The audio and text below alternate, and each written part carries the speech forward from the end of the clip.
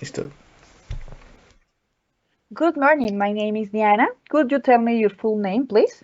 Good morning. I am Daniel Felipe Pinto Leal. Daniel, nice to meet you. And what shall I call you? You can call me Daniel. I am okay with that. Okay.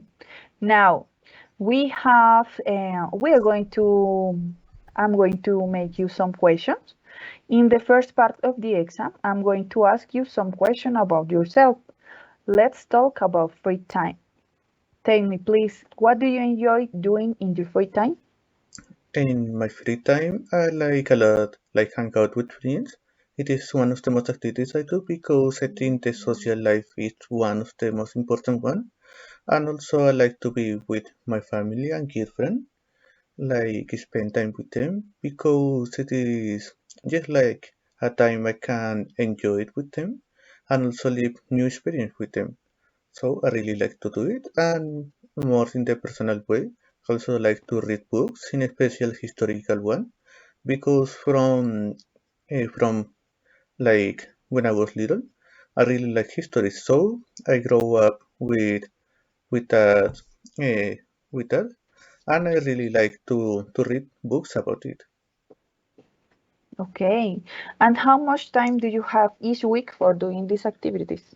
It depends a lot of the week because, for example, the last week I didn't have any time for real because actually I'm studying to engineering, so it is difficult to me. But like when I don't have tests and homework or quizzes or anything like that, sometimes I dedicate it like 1 or 2 days that week, like in the weekend or maybe on Friday, like hang out with friends to a party or something like that. So yes, it depends a lot of the week and how much time I have without the studying time. Okay. Daniel, please tell me why did you like these activities? I really like them because I think like social activity are one of the most important one because you create like a connection with those people and also you can live new experience with the people who you want to be with. Also, I think it is really important because it helps you to develop as a person, and also I think it is really interesting to meet new people. Like when I go to a party or anything like that, it is always like interesting to meet new people and listen about new stories and anecdotes they have. Okay. How did you start doing this activity first? I start doing the activities first, for example, the historical one. Everything started with a video game like Age of Empires. It was a video game about history, like words, and from there, my my love for history started to grow up. And also, in the social way, I think I always had it because when I was little, I really liked to make new friends, literally, and that's so when I grow up, that activities grow up with me. Okay. Let's move and talk about being on time for appointments. Okay. It's being late acceptable in in your culture? Being honest, I think yes, because that, like in Colombia, it is We are like, Colombian people. yes, it is true. Like it is so common to be late everywhere. Yes. And also, even in the important appointments, it is like so common to be late. So yes, I think it is common because people are like more relaxed about that, and the people don't put that much like interest to be like on time. Like 5 minutes, 10 minutes, it is always okay to arrive like late. Okay. Are you ever late for appointments? Sometimes. For example, for example, doctor appointments. Oh, It is kind common to me like arrive late because I calculate but about the time I will get in the traffic because well, sometimes in Bogota the traffic is so bad So yeah, like sometimes I just get a little bit late to those kind of appointments, and also to the friends' appointment. It is so common to me Oh, to arrive late too. yes, come on. Okay, what type of excuses do you think are all right for lateness? It is a good question. I Traffic. think literally traffic because I mean with friends they are always chill. So I think you can tell them whatever excuse you would like to have it because they will understand it. Like maybe you was like lazy or didn't take a shower yet or anything like that, it will be okay. But also if it is a important appointment like a doctor or with your boss or anything like that, I think the traffic one can be like the best thing to tell that person to make that person be angry to you. Okay. How do you feel when someone is late for an appointment with you? Mm, being honest, I am so chill with that because that I am. I mean, if Depends. yes, it is true because if that person tell me like, hey, I will go late or something like that, I can wait for it. I don't know, like go to eat something while I wait for that person.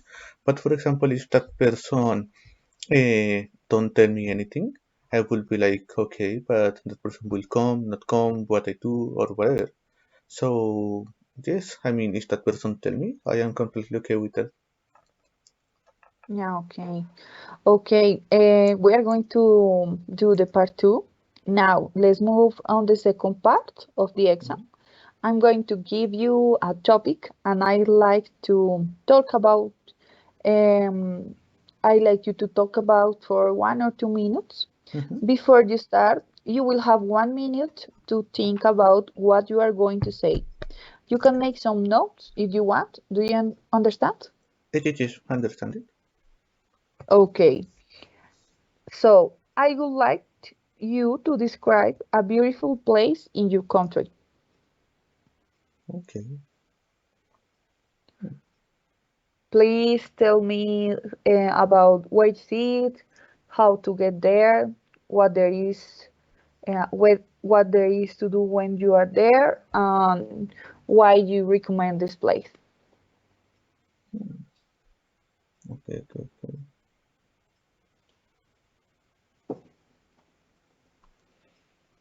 Okay. I think I got it. You got it? Uh-huh. Yes, for example, the place I am thinking about is like the church of Las Lajas. Like it is one of the most important and beautiful churches in Colombia, in my opinion, because it is a church who was built like in the mountain, literally, because there was a cave, and they start to build like a wall church over there, and so it have a really pretty like structure, like architecture, because it is like kind of gothic, and also it is like on the river, and also it is a special church because many people who go there say like the Virgin make miracles to them, and it is kind easy to go there because it is one of the most important yes, activities to do when you go to Nariño. And also it is like you can go to the church and after it you can go to Ecuador. So it is like on the way to there, and you can always just like do a stop, go to the church, see the beautiful places Colombia have, and after it, you keep going to Ecuador, which I think it is actually a good travel. I already make it like uncommon because I have family in Nariño. And being honest, as a Colombian, I really think everybody should have the opportunity to go to the church because it is so beautiful and so important to our history. Oh, very interesting. Now, we have been talking about a place you have recently visited, and I would like to ask you some more general questions related to the topic. First of all, let's talk about places and tourists. Why do you think people like to travel to different places in their free time? I think people like to travel to different places in free time because those places can bring you like a new experience to you. For example, it is not the same the culture we have in Colombia as the culture we have they have like in Europe or in Europe or in Asia like Japan or China. So that people want to live that new experience and also try new things. For example, the gastronomy, like the food they have. I think it is one of the most important things because you can feel it, you can taste it, and you can see it. You can see like what it can describe it to you from those countries. Also, I Okay. think it is like really interesting, like in the historical way. For example, the beautiful place they have, and also, for example, when you go to Mexico, go to see the all the ancient building of Aztecas or Mayas, or yes, or when you go to Japan, see those modern buildings, or also old castles from samurais. I think it is like so different, and at the same time, the people want it, like something new and something they will not forget it. Okay. Daniel, how do you see tourism changing in your country in the future? May you repeat the question, please? Sorry. Of course. How do you see tourism changing in your country in the future?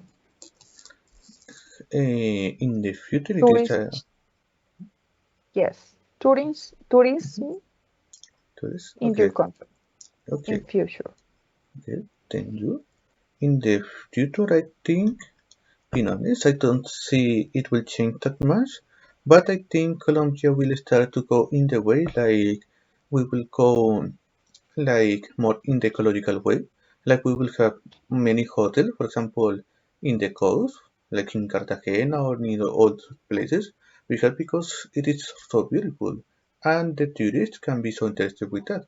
But also we have to protect those places because it is like really important to the environmental play and animals who live there have those places. So I think Colombia can have like the same places, like the nice little towns and the hotels and everything, but also they will start to look to how to like eco-friendly tourism. Apart of just like just bring them as many tourists as you can and destroy everything, which is not good to our future. Okay. Why is important to protect the countryside?